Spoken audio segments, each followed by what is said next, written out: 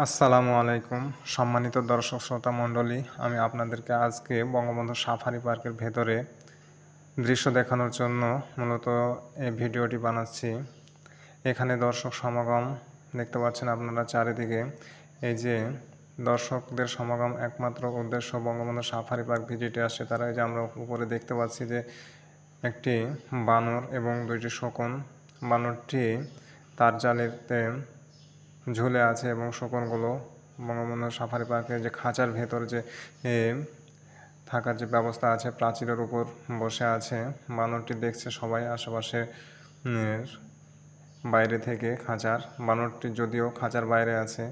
এই যে শকুন পাখিগুলো আমরা দেখতে পাচ্ছি খাঁচার ভেতরে আছে।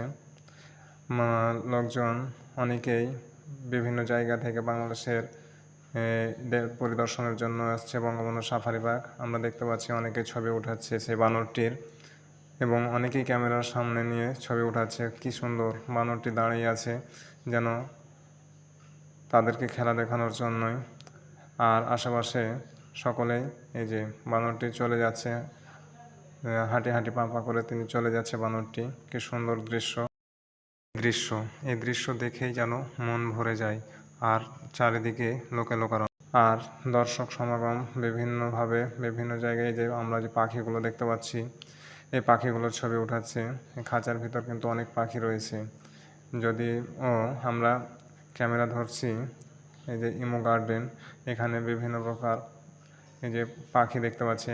একটা অনেক বড় একটা পাখি, সেই পাখিটা কিন্তু ভেতরে শুয়ে আছে।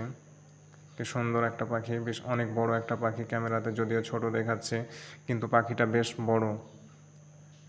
এই পাখিগুলো তার জালের ভেতরে আবদ্ধ করা আছে। মানুষ বিভিন্ন দিক থেকে চারিদিক থেকে এগুলো অবলোকন